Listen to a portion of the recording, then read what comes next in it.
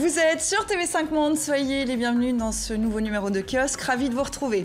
Au sommaire, ce dimanche, Madrid en passe de prendre le contrôle de la Catalogne. En quoi ça consiste? Les élections sont-elles aujourd'hui la meilleure solution? Et plus largement, l'Espagne doit-elle revoir son modèle politique?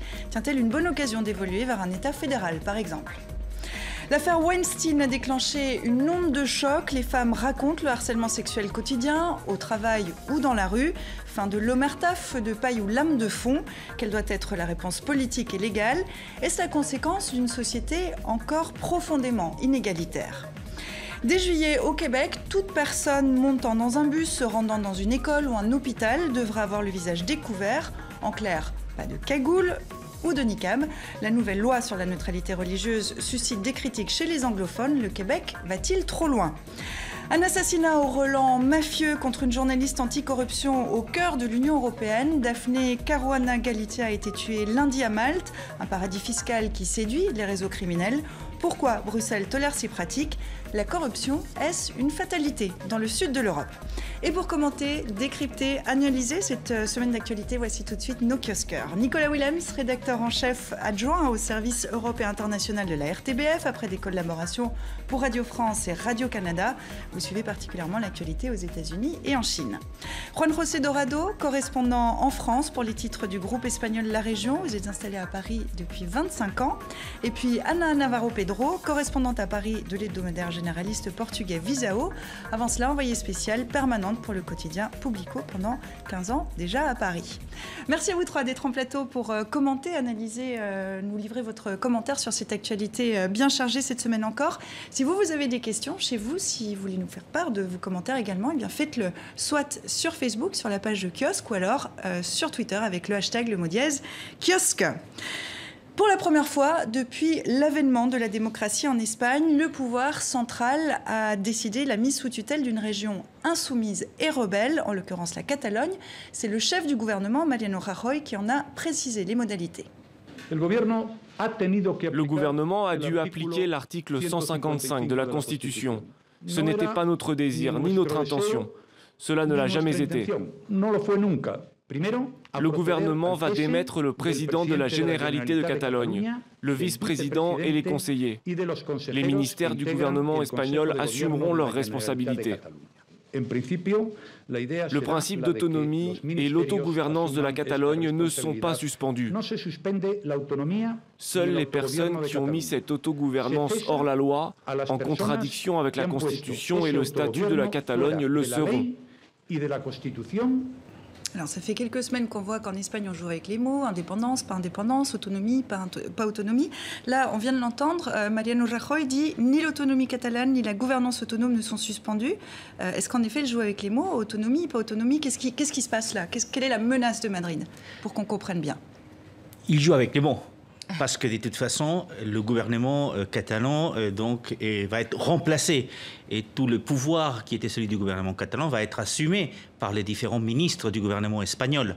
Donc c'est vrai que le Parlement en soi n'est pas dissous, mais tous les prérogatives restent aujourd'hui à Madrid. Donc quelque part, il joue forcément avec les mots parce que ce n'est pas un gouvernement catalan qui va pouvoir décider.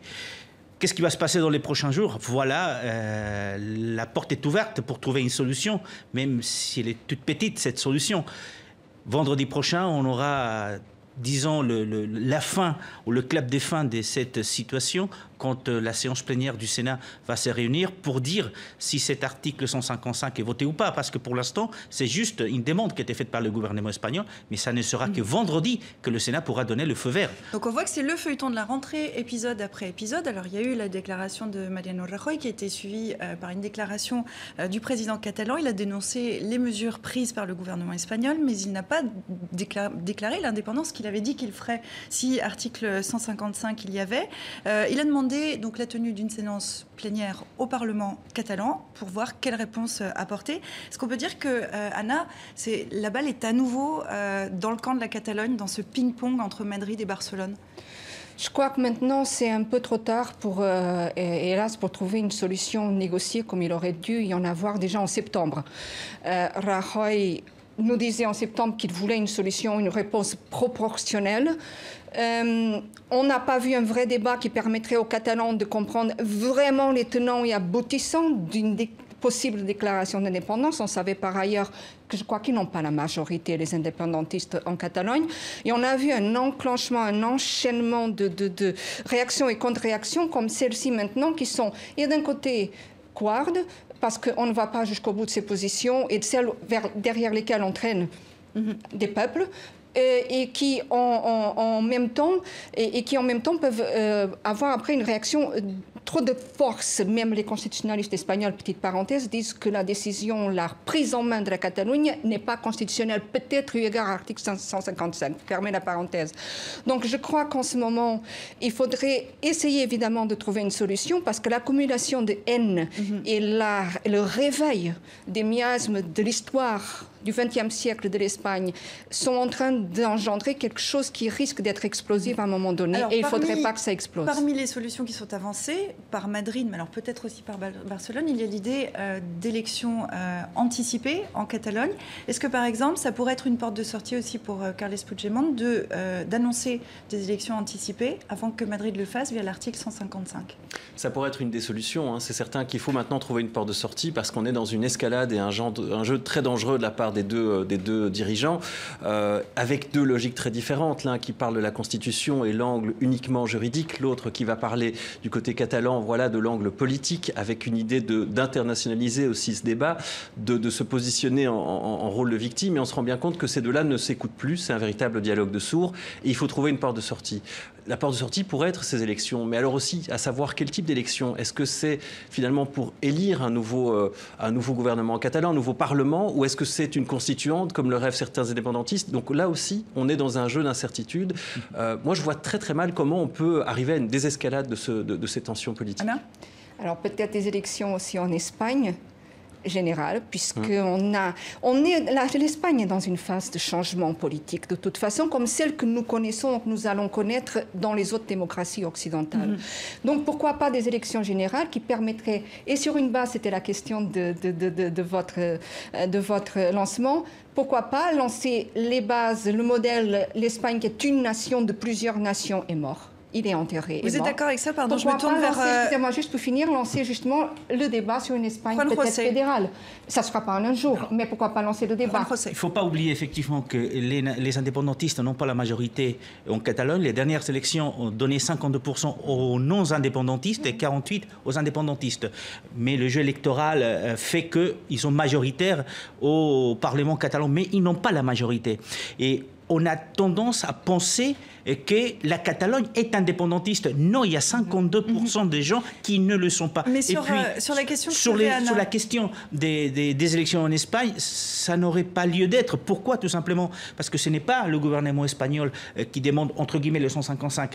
Il y a le Parti socialiste, il y a le Parti populaire, il y a le Parti Ciudadano, c'est-à-dire sur le Parlement national, pratiquement 2/3 du Parlement sont pour le droit constitutionnel. Vous n'avez qu'à regarder, par exemple, aujourd'hui, les hymnes des journaux espagnols et tous vous disent il était temps que l'ordre constitutionnel revienne en Espagne. Alors ça, c'est la situation aujourd'hui, Juan José. Mais si je vous comprends bien, Anna, je vais vous laisser repréciser. C'est aussi une réflexion plus large. C'est essayer d'aller plus loin dans la réflexion sur l'Espagne. C'est ça que vous nous disiez? Exactement. Parce que remarquez, Madrid n'a pas agi avec proportionnellement à ce qui se passait, a réagi avec une violence, une sauvagerie inadmissible dans une démocratie. Vous faites référence au jour de vote. Je fais référence au jour de vote. Et pas que. Parce que regardez le départ de la Guardia Civile de Huelva vers Barcelone et son arrivée à Barcelone sont des images qui nous font un peu froid dans le dos parce que c'était quelque chose de guerrier, de combattant. Si, parce que la population qui est venue... Il y a des accords. Il y a des accords, manifestement. Oui, attendez, on va aller laisser terminer. C'est comme... Voilà. Les gens peuvent le regarder sur Internet et décider pour eux-mêmes. Parce que ça démontre qu'il peut y avoir des situations de violence potentielle. Mais pourquoi? Des deux côtés, les indépendantistes, le référendum, ils ne peuvent pas déclarer légitimement, légalement l'indépendance suite à ce référendum-là. Mais pourquoi ne pas dire, à ce moment, s'ils avaient un minimum de sens politique, de dire, écoutez, on ne peut pas le déclarer l'indépendance parce que ça ne sait... à cause de l'intervention de Madrid, etc. On n'a pas pu faire dans conditions normales. Alors, Juan José, mais à ce moment-là, rien ne pourra plus être comme avant en Espagne. Et le débat serait ouvert. Juan José. Oui, non, je vois très bien les images dont tu parles. Effectivement, je les ai vues et ils m'ont choqué aussi. Vous voyez des gardes civils qui partent des Huelva et il paraît qu'ils partent à la guerre. Mais d'accord, mais ça, c'est les images de départ. Mais ce qui s'est passé en Catalogne le 1er octobre, ce qu'il ne faut pas oublier, c'est que c'était la police catalane, los Mossos d'Esquadra, qui devait fermer les collèges électoraux. Et puis, tout d'un coup, on apprend qu'ils ne vont pas le faire. Et donc, on envoie la Guardia Civile. Donc, effectivement, des images peut-être intolérables pour certains. J'ai juste à dire une chose, c'est que le gouvernement catalan a annoncé 900 blessés et 2 jours après, il n'y avait que 4 personnes dans les hôpitaux. Donc, ils ont complètement menti sur le nombre. Et là, la campagne des communications a été gagnée. Alors, ça, il faut le dire. On va essayer d'avancer, parce que ça, c'était il y a 3 semaines. Qu'en Espagne, toutes les semaines, il se passe des choses. La question que vous souleviez, Anna, c'est celle justement d'un moment particulier pour l'Espagne. L'Espagne qui est une jeune démocratie, 40 ans après une dictature militaire qui est encore dans l'esprit de nombreux Espagnols. Est-ce qu'aujourd'hui, avec ce cas catalan, en fait, c'est toute l'organisation de l'Espagne qui est remise en question, puisque c'est une communauté autonome, il y en a d'autres. Est-ce que d'autres, peut-être, auraient la même envie que la Catalogne d'une autre façon? Moi, je vais être peut-être iconoclaste pour certains, mais je pense que si on est pragmatique, c'est peut-être la meilleure solution de s'orienter vers un État fédéral et d'avoir finalement des règles claires, parce que là, on est dans des situations, on a des communautés autonomes avec des pouvoirs différents, donc chacun se regarde un petit peu en disant « mais voilà, j'ai un peu plus que l'autre, je voudrais plus que l'autre ». Est-ce qu'on ne serait pas en train de remettre tout à plat et de se dire « voilà ». Imaginons une Espagne plus fédérale avec des règles claires pour chaque région. Alors il faut naturellement que le jeu soit joué d'une part par les autorités de Madrid et puis par les différentes régions espagnoles. Mais ça semble la solution la plus pragmatique et la plus simple. Est-ce que c'est une option qui peut s'appliquer facilement ? Tout à fait, je suis tout à fait d'accord avec toi parce qu'il ne faut pas oublier non plus que le Parti socialiste a proposé la création d'une commission parlementaire pour étudier donc la réforme constitutionnelle, mais aussi la réforme territoriale. Donc c'est vrai que cet état d'autonomie que nous avons créé à mi-chemin de l'État fédéral et de l'État centraliste a marché pendant pratiquement 40 ans, mais effectivement il est temps peut-être de le changer. Il y a eu le cas basque qui a été plus ou moins, dont on a trouvé une solution plus ou moins efficace, mais maintenant on a effectivement le cas catalan, il pourrait y avoir un cas galicien, puisque c'est l'autre grande région historique de l'Espagne. Donc aujourd'hui, par contre, tout le monde est d'accord sur le fait qu'il faut commencer à étudier une réforme de la Constitution et du système territorial espagnol. Anna ? À Lisbonne, nous pensons qu'effectivement, faudrait mettre sur la table la question fédérale, déjà pour qu'il y ait une porte-sortie, une lumière au bout du tunnel, qu'il y ait d'autres solutions et qu'on puisse calmer les esprits en Espagne, en Catalogne. Catalogne, c'est en Espagne, on est bien d'accord. Mais et on pense même que ça pourrait être quelque chose où l'Europe pourrait s'impliquer. Même pour un exemple d'avenir, on ne sait pas si on va un jour aller vers une Europe fédérale ou pas, mais le projet est quelque part sur la table. Pourquoi pas? Parce que jusqu'à présent, le comportement de l'Europe, à nouveau, a démontré faiblesse, déficit démocratique et franchement médiocrité. Alors, on va y venir, puisqu'il y avait un sommet à Bruxelles jeudi et vendredi. On voit que la plupart des chefs d'État et de gouvernement sont derrière Madrid avec Mariano Rajoy, peut-être à l'exception de la Belgique. Voilà, la Belgique avec notre Premier ministre Charles Michel, qui lui avait directement réagi au moment du référendum, donc le 1er octobre, condamnant les violences d'une part et appelant un dialogue. Ce qui n'a pas du tout plu à Madrid, ce qui a créé un incident diplomatique entre les deux pays. Alors après, lors du sommet européen, c'était assez amusant de voir Rajoy à côté de Charles Michel, assis l'un à côté de l'autre, mais le langage corporel montrait bien qu'il y avait une tension. Après, notre Premier ministre a dit « mais non, il n'y a pas d'incident diplomatique, on ne va pas fouetter un chat ». Mais c'est certain qu'en tout cas, la réaction de Bruxelles et du Premier ministre belge a posé un certain nombre de questions. Mais oui, en effet, on peut condamner les violences et on peut en effet aussi appeler un dialogue. Et là, en effet, l'Europe a certainement un rôle à jouer. Pour l'instant, l'Europe est très embarrassée, mais elle a certainement un rôle à jouer parce qu'en effet, il faut que on arrive à une désescalade de ces tensions. Alors quel rôle ? Eh bien, voilà. C'est ça la question, parce que la médiation, il ne veut pas en entendre parler. Carles Puigdemont, qui s'est exprimé samedi soir après Mariano Rajoy, a fait appel à l'Union européenne en faisant une partie de son discours en anglais. Parce que Puigdemont ne s'adresse uniquement qu'à l'international. Quand il fait une conférence de presse, c'est généralement en anglais, en français, et c'est pour les Européens. Rajoy considère que c'est un problème de politique intérieure. Mais à un moment, il faut bien dépasser ces deux positions-là et trouver une médiation. Alors, on peut encore créer créer, on n'a peut-être pas encore le cadre précis, mais est-ce que ne nous mettons pas autour d'une table, on est au sein d'une Union européenne, est-ce qu'on ne peut pas avancer? Parce que le schéma qui est actuellement en train de se passer me semble invivable pour les Espagnols, parce qu'on ne parle pas de la majorité silencieuse aussi qui est fatiguée de cette situation. Mais en effet, c'est l'Union européenne qui se mêlerait d'une situation de politique intérieure. C'est comme ça que Madrid le voit. Et c'est inacceptable pour le gouvernement espagnol, comme il le serait pour n'importe quel gouvernement de l'Union européenne. Qu'on ne se trompe pas.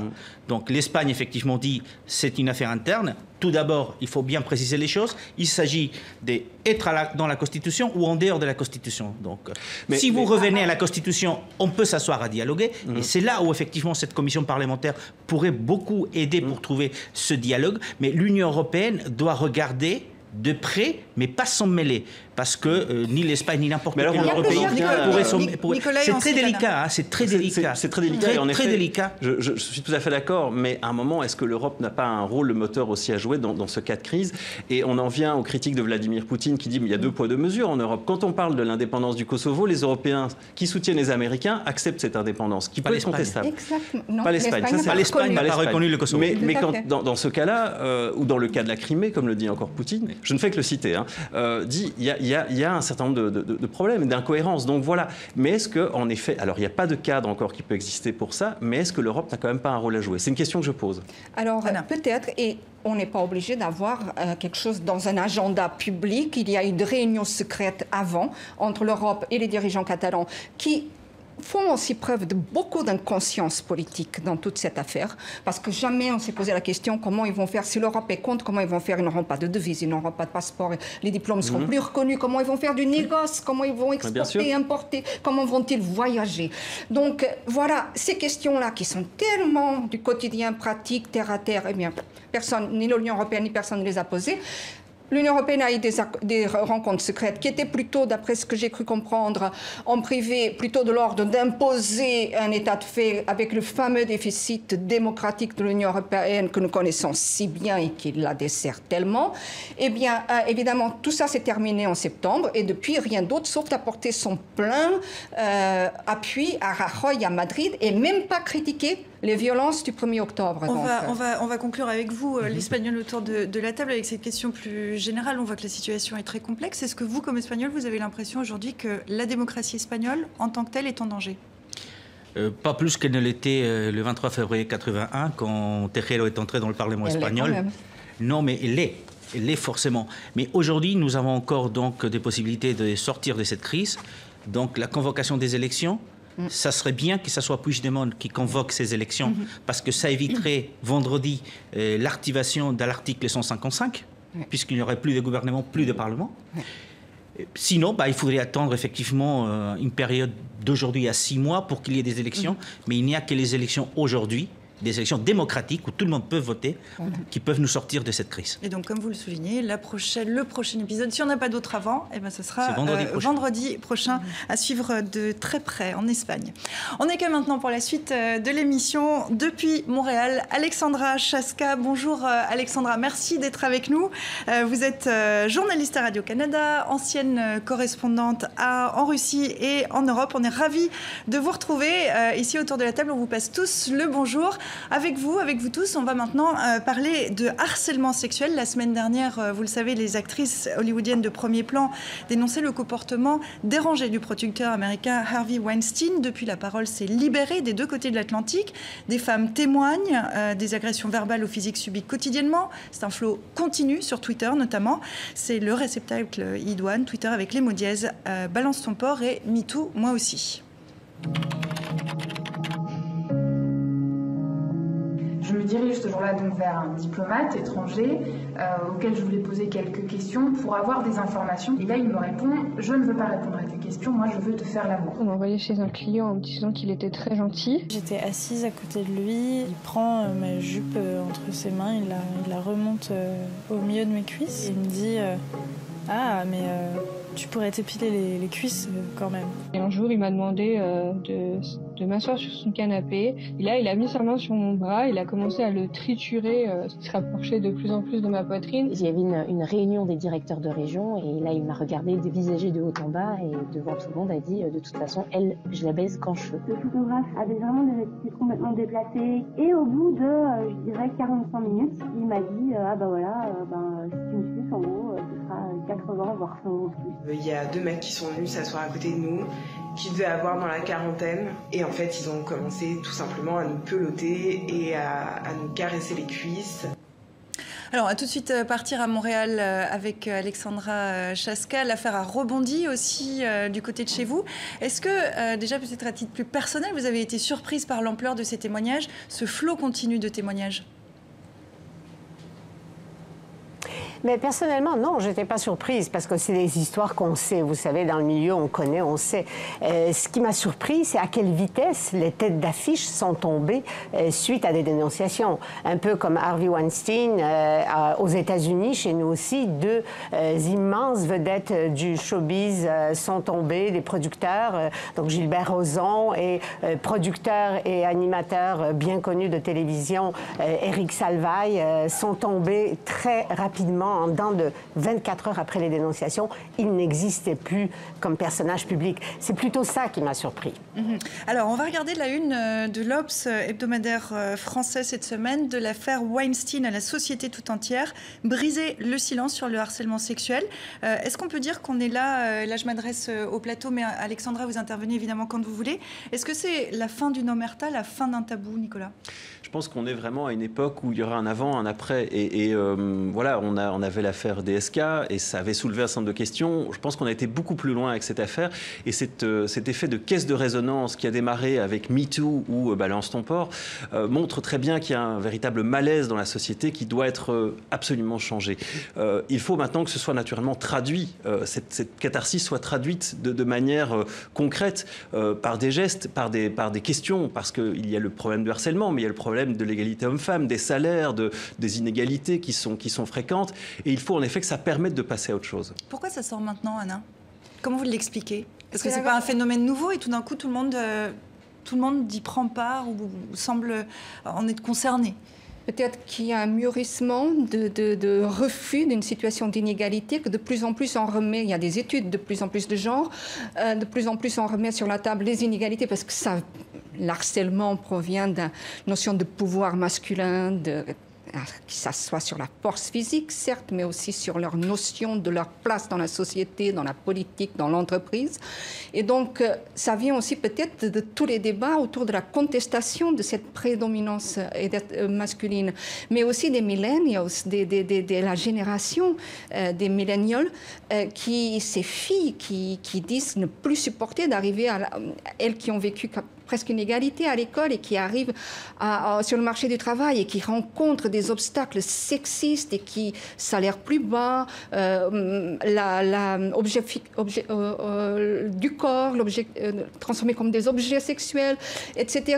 La notion de droit quasiment de cuissage, parce que c'est ce qui est derrière aussi, la petite main qui traîne, etc. Donc, je pense qu'il y a un ensemble d'éléments historiques et puis il y a un ras-le-bol général. Alors, c'est comme des digues qui se rompent. On entend beaucoup la parole des femmes. Est-ce que les hommes font un peu leur introspection face à tous ces témoignages ? Ils le font, au moins il y a l'exemple espagnol qui a commencé à lutter vraiment sérieusement contre les violences, toutes les violences faites aux femmes au début des années 2000 et depuis on a vu effectivement que s'il y a un engagement politique, s'il y a un engagement derrière de la société, effectivement on peut arriver à trouver des solutions. Engagement politique, ça veut dire des lois, mais des lois qui doivent être appliquées et des structures qui sont créées. Et pour ça, il faut de l'argent. Si vous ne mettez pas de l'argent derrière, ça ne sert à rien. L'Espagne, par exemple, met pratiquement 266 millions cette année d'euros pour lutter contre les violences faites aux femmes. Donc, effectivement, ça ne va pas retomber si le corps politique assume cette réalité et va de l'avant avec la société et puis avec les femmes. Parce que ce qui est impardonnable en quelque sorte, c'est qu'on n'a pas encore rompu cette omerta, et puis le silence des femmes. Il faut convaincre les femmes d'aller témoigner. Donc il y a les réseaux sociaux, c'est peut-être un premier pas. Après, il faut aller devant les tribunaux. C'est alors, ça qui fait Alexandra, mal. vous voulez réagir ? On vous passe la parole. Oui. Je pense que les réseaux sociaux ont joué un rôle très important parce que tous les éléments qu'on sort maintenant autour de la table sur votre plateau, ils existaient déjà depuis 10, 15, 20 ans. On le savait, cet élément de pouvoir, d'inégalité, etc., qu'il y avait encore beaucoup de chemin à faire. Mais là, je pense que les réseaux sociaux ont joué un rôle très important. Et puis, il y a un autre élément, je pense, qui n'est pas à négliger, c'est la campagne présidentielle. Ce qui est sorti pendant la campagne présidentielle aux États-Unis, Donald Trump, qui a été accusé de harcèlement, sur qui on a sorti des bandes vidéo où il tenait des propos insoutenables. Et malgré cela, il a gagné l'élection et il est toujours président des États-Unis. Je crois que ça a joué psychologiquement très fortement pour que ces femmes sortent aujourd'hui et parlent de Harvey Weinstein. Et Harvey Weinstein, ben, ça, quand on a vu à quelle vitesse il est tombé, ça a eu un impact sur d'autres femmes ailleurs dans le monde parce qu'effectivement, maintenant, c'est planétaire. Au Québec, il y a une ministre qui a utilisé l'expression « un ouragan social ». C'est vraiment un ouragan social. Mais je crois qu'il ne faut pas négliger le fait que Donald Trump, le président des États-Unis, s'en est vraiment tiré presque indemne parce qu'il est si puissant. Et ça, on l'a dans la face, si vous voulez, tous les jours. Nicolas. C'est vrai que quand on voit Donald Trump, récemment, un tribunal américain a demandé des documents concernant les harcèlements sexuels durant la campagne présidentielle. Il y a une vidéo récemment où il fait venir sur la scène une jeune femme qui demande pour travailler dans ses avions en disant voilà, moi, certains sont alcooliques, ben moi j'ai ça avec les femmes. Et tout ça est dit de façon légère, sous les applaudissements, et ça ne choque absolument personne, en tout cas dans la salle. Dans la salle. Mais donc on a cette accumulation de preuves contre le président des États-Unis, qui s'en sort toujours assez bien, parce que c'est un homme puissant, comme l'a souligné Alexandra, c'est un homme riche, mais qui montre peut-être aussi que c'est un homme d'un autre temps. Je pense que Trump, pour beaucoup de choses, et pour cet aspect-là, est le symbole d'une époque qui va certainement disparaître, en tout cas j'espère. Il y a peut-être aussi une histoire d'ambiance, de mœurs. Est-ce que là, justement, on a un changement de société qui fait que, si on pense il y a encore 40 ans, on parlait d'inceste, ça choquait des gens de penser que ça pouvait... ça ne choquait pas les gens de penser que ça pouvait se faire. Les mentalités ont beaucoup évolué. Est-ce que là, on est sur un tournant, vous pensez, Anna? Je pense qu'on est sur un tournant, qu'on aura un avant et un après, sûrement.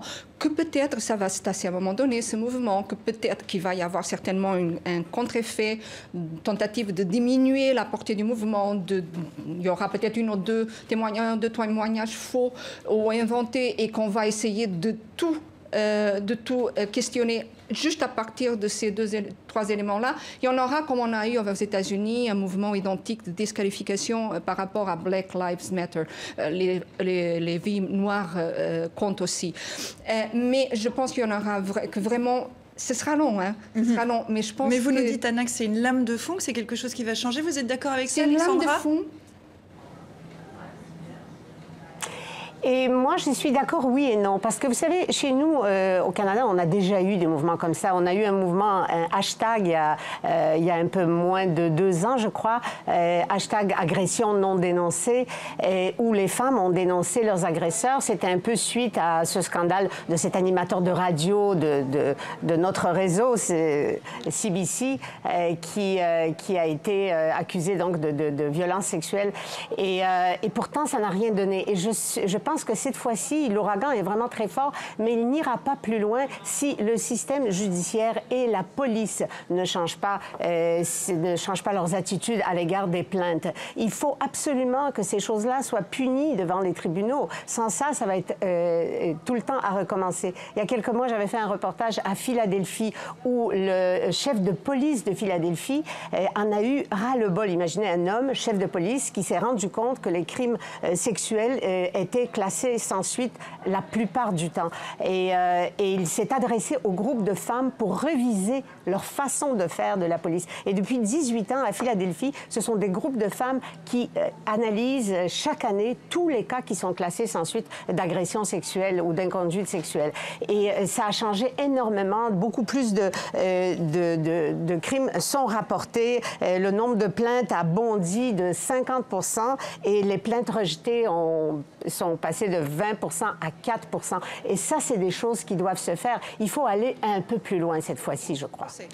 Il a tout à fait raison. Je mets en avant le cas espagnol parce que, comme je vous disais, quelque part pionnier, puisque nous on travaille, l'Espagne travaille depuis une quinzaine d'années, mais vraiment sur ces sujets. Et donc il a fallu d'abord aussi former les enfants. Il faut informer les enfants. Moi, quand je vois des manifestations parce qu'une femme a été battue ou agressée sexuellement, et vous voyez des gens qui sont dans la manifestation, vous vous dites, la formation, ça marche. Ils comprennent ce que ça veut dire.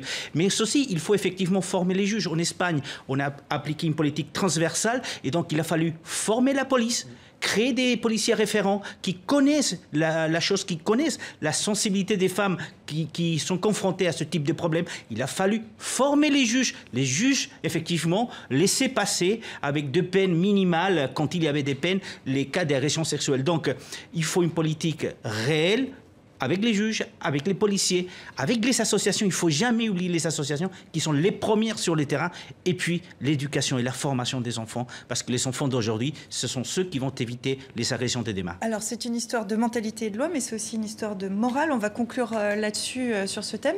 Est-ce qu'il y a une volonté de plus de morale dans la société dans laquelle on vit ? En tout cas, c'est un sens, en tout cas, on se rend compte que ce genre d'affaires est un électrochoc pour avancer vers peut-être plus de morale, en tout cas plus d'égalité, parce qu'il y a le problème du harcèlement, mais c'est aller beaucoup plus loin que ça. L'égalité homme-femme, il y a encore beaucoup de travail à faire. En Europe, en France, en Allemagne, enfin en Allemagne, qui est le moteur économique de l'Europe, prenons cet exemple-là, les femmes font des carrières qui sont souvent à mi-temps et se mettent souvent en retrait pour avoir des enfants.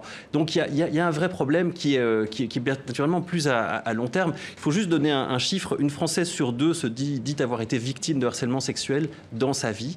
Pour l'instant, une plainte en France, c'est long, coûteux, et généralement, elles sont souvent abandonnées. Donc c'est vrai qu'il y a tout un travail à faire à partir du harcèlement sexuel, mais en élargissant même sur toutes les questions et les problématiques d'égalité homme-femme. Je vais vous donner le mot de la fin, un mot rapide de la fin. Très rapidement, le cas espagnol est très paradigmatique et très intéressant. N'oublions jamais qu'il a été induit par des manifestations de femmes avant, qui ont dit non, ça suffit. Donc voilà, c'est peut-être aussi ce qui attend ce mouvement sur les réseaux sociaux. Et puis c'est peut-être essayer de faire ce qu'on fait aujourd'hui, la parité sur ce plateau, et des femmes, des voix de femmes qu'on entend. Une voix de femme qu'on va continuer à écouter de l'autre côté de l'Atlantique par rapport à nous. C'est Alexandra, on continue avec vous, car le Québec s'est doté cette semaine d'une loi sur la neutralité religieuse. Après 2 ans de tergiversation, l'Assemblée nationale décide d'interdire les visages couverts dans les services publics. Il n'y a pas de référence claire à la laïcité, qui est un grand débat au Québec. Alors, qu'est-ce qui change concrètement au 1er juillet prochain et pourquoi ça fait débat ? Ça fait débat surtout parce que c'est la première fois qu'on l'encadre dans une loi où les services publics doivent être donnés absolument à visage découvert, mais pas seulement donnés, mais reçus aussi. Et c'est là où le bas blesse le plus, c'est-à-dire que des femmes voilées, parce qu'évidemment, on ne se cache pas, il ne s'agit pas de cagoules avec lesquelles on se couvre les visages l'hiver, pour certains, c'est vraiment des voiles qu'il s'agit, des burqas.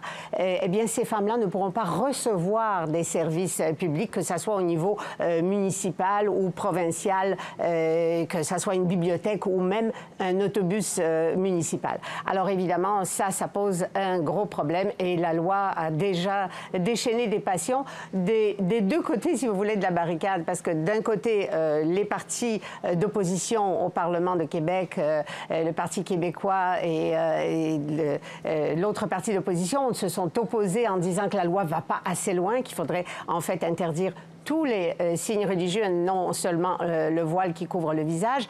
Et du côté fédéral, encore aujourd'hui, on a entendu la réaction de la première ministre de l'Alberta en disant c'est pas possible de faire la chasse aux femmes voilées et de dire aux femmes comment elles s'habillent, même son de cloche du côté du premier ministre du Canada. Alors cette loi n'est pas promise un grand avenir. Alexandra, c'est toujours un peu délicat avec notre petit décalage, mais puisque vous parliez de Justin Trudeau, on va l'écouter sur cette question-là. Ce n'est pas parce que vous luttez contre le port du voile forcé qu'il faut retirer le droit de porter le voile aux femmes qui le désirent. Nous devons être conscients que c'est un débat qui agite la société. Nous respectons le fait que l'Assemblée nationale au Québec ait pris position, mais je pense qu'il y a un tas de questions posées par des gens en dehors du Québec, mais aussi par des personnes au Québec.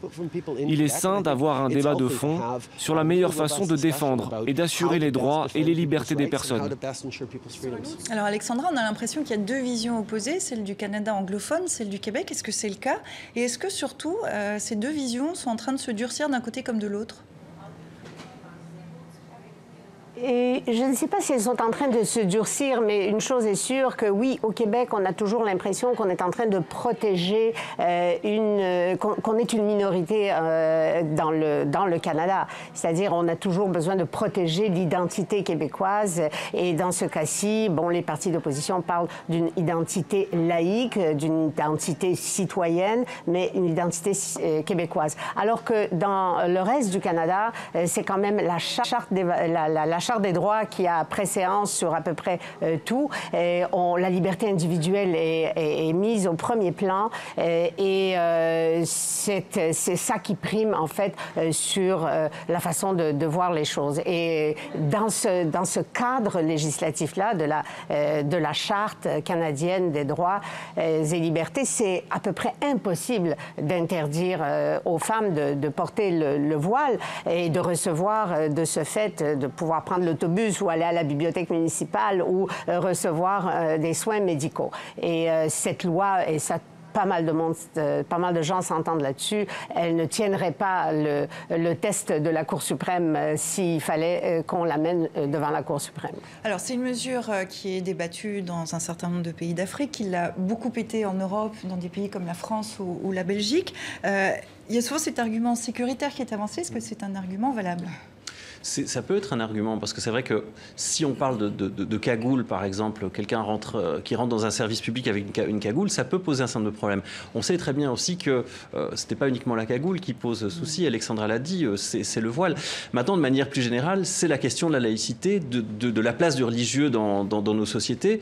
Et en effet, est-ce que quand on est dans un service public, je pose la question, mais est-ce que quand on est dans un service public, en tout cas quand on donne un service, et qu'il n'y a pas un certain nombre de règles à respecter, un cadre à assumer, c'est très différent naturellement de l'usager du service public. Et c'est vrai que dans le cas québécois, ce qui m'interpelle, c'est qu'on ne parle pas de laïcité, qu'on parle donc d'un terme beaucoup plus neutre, voilà. Et puis il y a des questions aussi assez cocasses. Par exemple, le crucifix qui est à l'Assemblée nationale du Québec restera parce que ça fait partie du patrimoine. Donc à un moment, moi, si on parle de laïcité, c'est plus honnête. Et à ce moment-là, ce sont tous les signes religieux. Mais là, il y a véritablement quelque chose d'un peu chèvre-choutiste, disons-le.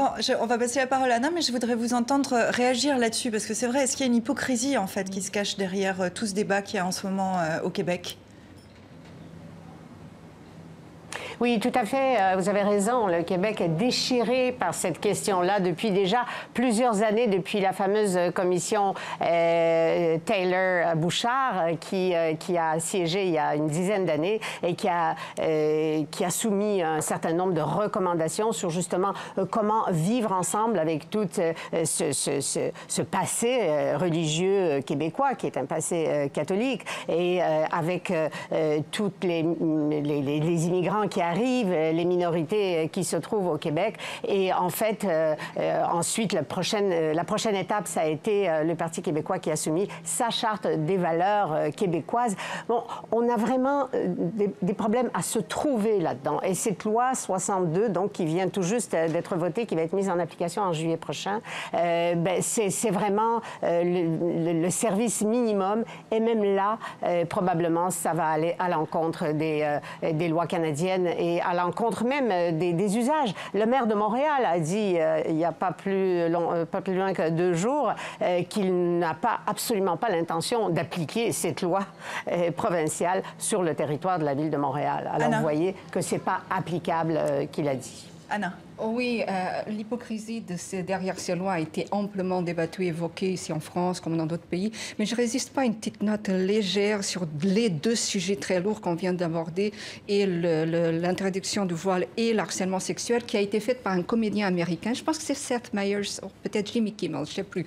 Mais l'un d'eux a dit, en fait, je suis pour la burqa, mais au-dessus et sur Weinstein, donc le mogul d'Hollywood. Il est tellement moche qu'évidemment, il n'avait aucune autre façon, dit-il, qu'il n'avait aucune autre façon de séduire une femme. Et donc il disait, garçons, si on veut séduire des femmes, il faut qu'on fasse quand même des efforts. Nous, en Espagne, on a eu quelque part de la chance parce qu'on n'a pas eu à légiférer là-dessus. Hein. Le gouvernement central a dit on est tellement décentralisé en Espagne, on va laisser les gouvernements régionaux décider sur le port du voile, du niqab, etc. Mais c'est vrai, j'étais il y a quelques semaines du côté de Madrid et vous voyez effectivement des passagers dans les salles d'attente, etc., complètement couverts. Et bien, c'est pas interdit en Espagne, on laisse. On ne va pas créer un problème où il n'y en a pas encore.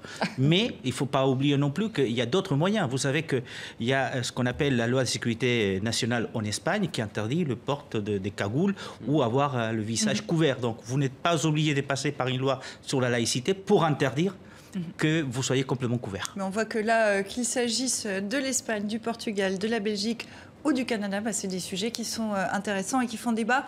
On vous passe un grand bonjour. Alexandra, on vous remercie. On vous dit à très bientôt et bon dimanche à vous. Merci d'avoir été avec nous pour une bonne partie de ce kiosque. Merci beaucoup.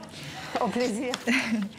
On va enchaîner avec notre quatrième thème, puisqu'on a vu un fait qui paraît assez incroyable au sein de l'Union européenne cette semaine, l'assassinat violent d'une journaliste. Ça s'est produit lundi à Malte.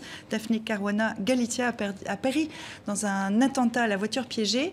Elle était journaliste d'investigation. Elle dénonçait la corruption sur sa petite île méditerranéenne. Il y a 1 an et demi, vous allez l'entendre, elle incriminait le sommet de l'État dans le cadre des Panama Papers. Je dois dire que c'est un pays très corrompu. Malheureusement, l'énorme travail qui a été effectué au cours des 30 dernières années pour permettre à Malte de respecter le règlement exigé et accéder au rang d'État membre de l'Union européenne, mais aussi se forger une bonne réputation dans les services financiers, est maintenant presque totalement éliminé. Au centre de cette nuée de scandales, il y a 3 sociétés installées au Panama, une par le Premier ministre maltais, une par le directeur de cabinet du Premier ministre et une par ses ministres les plus proches.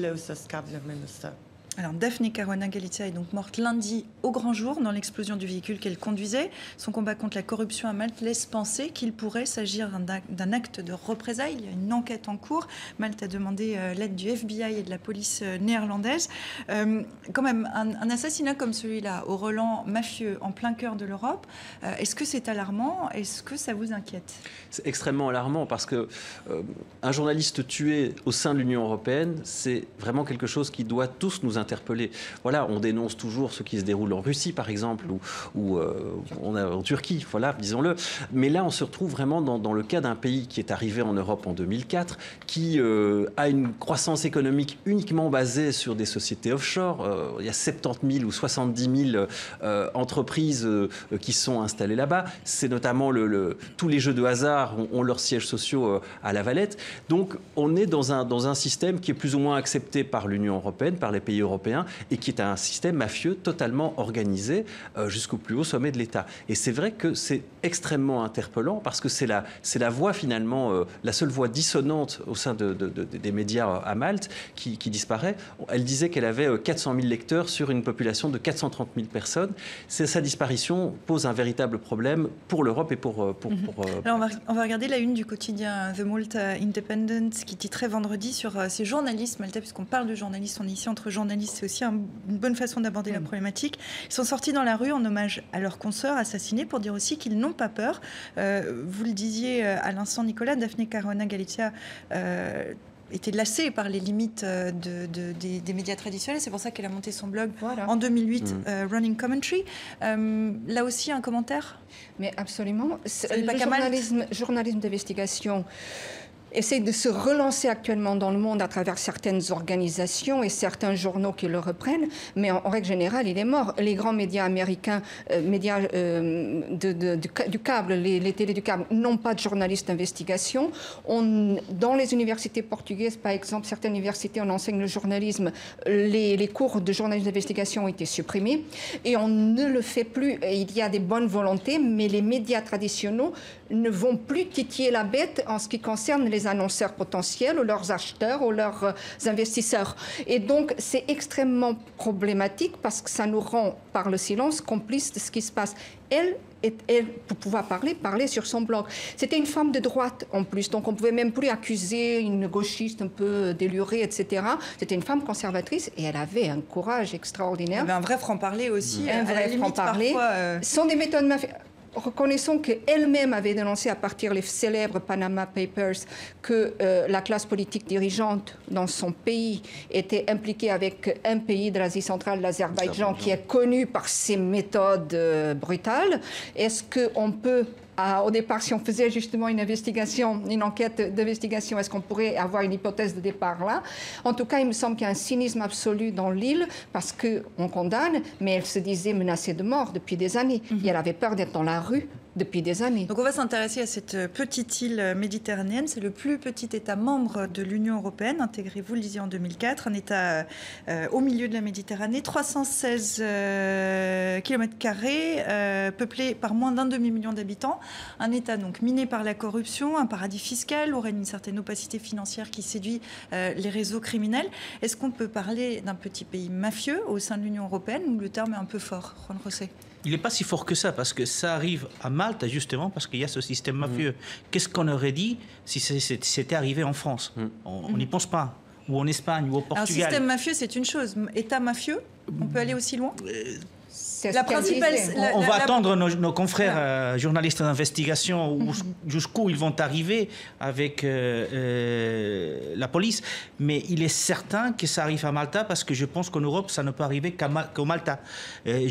Sincèrement, je ne vois pas... L'Espagne est un pays qui occupe les premières pages par corruption depuis des années des membres du Parti populaire qui est au gouvernement, mais aussi de tous les partis. Et on ne voit pas des journalistes assassinés et on ne les voit pas en France où on a vu comme des journalistes d'investigation ont fait tomber des ministres. Donc ça arrive à Malta. Je ne pense pas qu'on puisse extrapoler pour le reste de l'Union européenne, mais par contre il faut être très clair, très dur et pas permettre que des choses comme ça puissent arriver dans un État de l'Union. Anna ? Oui, par contre, on n'a pas vu non plus d'enquête, à ma connaissance, dans d'autres pays européens qui aillent aussi loin, ce qui est allé aussi loin que Daphné. Elle mâchait pas ses mots et puis en plus elle avait très direct. Oui, et en plus elle prouvait ce qu'elle avançait. Ce qui est la moindre des choses en journalisme, mais c'est-à-dire que ce n'était pas des extrapolations, d'où peut-être l'envie de la faire taire. Puis d'un autre côté, dès qu'il y a de l'argent en jeu, regardez Liechtenstein, la question c'est est-ce que c'est une malédiction de l'Europe du Sud, les États, le côté un peu mal à la corruption? Non, regardez, le Luxembourg, il n'est pas dans l'Europe du Sud, ça c'est sûr. Liechtenstein n'est pas en Union européenne, mais est-ce que c'est un État qu'on peut dire qu'il soit un État germanique? Puisque vous nous tendez la perche, on va s'y intéresser tout de suite à cette question de la corruption. Selon le dernier rapport de Transparency International sur la perception de la corruption, et c'est sur 176 pays, on va citer les pays qui nous concernent ici, Canada 9e, Belgique 15e, France 23e, Portugal 29e, Espagne 41e et Malte 47e, en recul de 10 places en un an après l'affaire des Panama Papers. Est-ce qu'il y a une fatalité quand même? Alors vous nous disiez que non, mais est-ce que c'est souvent le sentiment général? Il y a un sentiment que plus on va au sud de l'Europe, plus c'est corrompu. C'est un sentiment qui fait partie d'une espèce de croyance populaire. Est-ce que c'est vrai ou non? C'est parfois utilisé aussi par certains hommes politiques des pays du nord de l'Europe, notamment en Allemagne, pour pointer du doigt, voilà, quand on parlait des PIGS, donc Portugal, Irlande, Grèce, enfin Italie, Grèce et Espagne. C'était l'Irlande au départ. Voilà, et l'Irlande au départ, mais qui était... Eh bien, on a toujours dans cette façon inconsciente cette image-là. Maintenant, si on va un petit peu plus loin, vous parliez du Luxembourg ou même le cas de la Belgique, on a des pays qui ont plutôt un système fiscal avantageux. Surtout le Luxembourg, les Pays-Bas, parce que ça fait partie de l'idée de faire venir des sièges d'entreprises internationales. Mais c'est très différent de la situation à Malte, où toute la croissance a été basée sur des pratiques extrêmement douteuses. Prenons l'exemple du fameux passeport européen. Donc pour 1 million d'euros, on pouvait avoir la nationalité maltaise et donc devenir européen et obtenir ce précieux passeport européen. C'est le seul pays de l'Union européenne qui le fait. Non, alors le Portugal. Le Portugal le fait aussi. L'Espagne, l'Angleterre, les Pays-Bas, les Pays-Bas. Non, mon cher ami, au nord, les Pays-Bas, le font. Alors oui, alors ça c'est la question, c'est combien coûtent les passeports en fonction des pays. On ne va pas faire ce débat-là, on vous laisse terminer. On vous laisse terminer, puis on a deux bons représentants de pays vendeurs de passeports. Il y a d'autres pays de vendeurs, mais en tout cas, ça montre très bien qu'il y a deux moteurs d'économie à Malte, le tourisme, et c'est pour ça qu'on ne va pas dire trop de mal si on va partir en vacances là-bas, mais à côté de ça, il y a ce système extrêmement douteux, mafieux, où on est toujours à la limite de la légalité. d'illégalité. Voilà, je ne veux pas dire mafieux, mais on est vraiment dans une limite qui est très ténue. Si on reprend cette question qui est plus on va au sud, plus il y a de corruption, est-ce que vous qui êtes portugaise, vous qui êtes espagnole, c'est quelque chose que vous constatez? Est-ce que c'est une histoire de mentalité? Alors, pas une histoire de mentalité. En Espagne, on a notamment vu que la corruption était souvent liée au fait que les politiques sont au pouvoir depuis très longtemps. Ça s'est passé avec Felipe González. Il est tombé parce qu'il y avait des scandales de corruption au Parti socialiste. On l'a vu en Catalogne avec les nationalistes qui ont dû changer même le nom de son parti parce qu'ils prenaient des commissions à chaque marché public. Donc, à chaque fois, on voit que vous êtes là depuis très longtemps et vous vous habituez à être payé, à être récompensé et puis vous jouez avec l'argent des autres et vous encaissez de votre côté. C'est vrai après aussi qu'il y a des pays où on a beaucoup lutté contre la corruption au nord de l'Europe et là, depuis quelques années, on voit arriver en Espagne les mafieux russes qui se sont installés sur la côte méditerranéenne. Donc, peut-être parce qu'on leur offre des passeports mais non, c'est pas uniquement que de vendre des passeports parce qu'il faut s'installer, il faut investir, mais il faut investir aussi. Mais c'est vrai que en Europe du Sud, depuis très longtemps, peut-être parce que nous on est arrivé à la démocratie beaucoup plus tard que les autres, hein, voilà, que ce soit pour le Portugal ou pour l'Espagne. Et donc, mais nous on est en train de faire quand même un gros travail dans la lutte contre la corruption. On est encore loin des standards français ou néerlandais, et donc on est encore très loin, mais le travail est fait quand même. Anna, Portugal, je signe tout ce qui vient d'être dit et je co-signe. Et puis n'oublions pas non plus l'histoire des passeports. J'insiste, des pays du nord de l'Europe, l'idée est venue du nord de l'Europe et des pays du nord de l'Europe ont cette pratique. Après, avec plusieurs conditions, investir X, faire cela, bon, amener, mais Pays-Bas, je ne sais même pas si la Belgique le fait, reste à voir, renseignez-vous. Mais non, je ne crois pas. Regardez en France aussi, des gens qui étaient au pouvoir depuis très longtemps et qui, peut-être que vous avez un peu plus balayé sous le tapis, que vous avez peut-être plus ne pas vouloir ternir l'image de la France, mais combien de personnes accusées aussi de corruption? Et puis si on cherche bien, et puis une chose qui m'a beaucoup surpris, Panama Papers, et puis d'autres Wikileaks avant cela, il y a 2 ou 3 noms jetés en pâturage. En pâture, mais pas vraiment, on ne va pas aussi loin que Daphné en est allée. Pourquoi? Ça, c'est une bonne question. Pourquoi? Donc voilà, je pense qu'il y aurait à creuser. Peut-être, je ne sais pas si vous avez une piste de réflexion là-dessus. Non, je pense qu'en effet, là, on est aussi face à une personnalité qui est vraiment une exception dans le monde du journalisme. Vous l'avez dit, on l'appelait Madame Wikileaks, et c'est vrai qu'il n'y avait pas que son langage qui était parfois fleuri, mais sa manière de travailler qui était extrêmement ténue, forte et intéressante. Et on attend de savoir maintenant quand auront lieu ces obsèques. Je vous propose qu'on termine cette émission comme toujours avec notre ami Dilem. Vous qui venez pour la première fois dans Kiosque, vous allez découvrir Dilem qui nous propose sa version de l'actualité avec un coup de crayon souvent qui est assez acerbe, vous allez le voir. Donc Dilem qui revient sur les velléités d'indépendance de la Catalogne avec ce Catalan qui scie la branche sur laquelle il est assis. En l'occurrence, vous le voyez, c'est la corne d'un taureau. Et le taureau, c'est l'emblème au moins publicitaire de l'Espagne. Harcèlement sexuel au travail, Dilem réagit là aussi. Les femmes décident de réagir. Elles ont la main baladeuse, s'offusque ce patron qui vient de se faire mettre une main au visage, une claque, quoi. Et on recule pour mieux sauter. C'est le constat de ce terroriste équipé d'une ceinture d'explosifs, repli du groupe État islamique en Irak et en Syrie, où Raqqa, la capitale autoproclamée, lui a échappé cette semaine. Ça pose la question de l'après-Daesh au Proche-Orient. On verra ensuite ce petit dialogue entre Sebastian Kurz et Angela Merkel. Je suis en colloque avec des amis d'extrême droite et moi qui viens de prolonger mon bail. Le jeune Autrichien de 31 ans est le nouveau voisin de la chancelière allemande. Il est chargé de former un gouvernement, une coalition avec le FPE d'extrême droite étant jugée la plus probable. Et enfin, arrêtez, vous allez me faire rougir, déclare le président chinois. Fausse modestie, quand même, il faut bien le reconnaître. Le rouge, c'est la couleur du Parti communiste, réuni pour son 19e congrès et qu'il l'a plébiscité. Nicolas, vraiment en quelques mots, Xi Jinping, tout puissant en Chine. Il a vraiment maintenant réussi à obtenir un pouvoir extrêmement fort en Chine et puis en dehors des frontières de la Chine, parce qu'on dit que c'est l'homme le plus puissant du monde. C'était la une de The Economist la semaine dernière. Et il est aidé grâce à ça par un Trump qui se retire au niveau international, qui n'est pas très cohérent. Et on voit que la Chine est une puissance qui a encore 7% de croissance, qui est extrêmement important. Sur le plan militaire, le pays se développe et a des vues de plus en plus vers la mer de Chine. Donc c'est certain que ça devient véritablement véritablement un acteur central dans la région et dans le monde. Merci beaucoup Nicolas, merci beaucoup Anna et merci Juan José, merci d'être venu. Merci à vous qui nous regardez, on se retrouve dimanche prochain. D'ici là, vous savez, comme toujours, vous nous suivez sur les réseaux sociaux, soit sur Twitter avec le hashtag #LeMaudiesKiosque ou alors sur notre page Facebook. On attend vos questions, vos commentaires, ça sera un plaisir d'y répondre. Et puis on se retrouve à l'antenne dimanche prochain.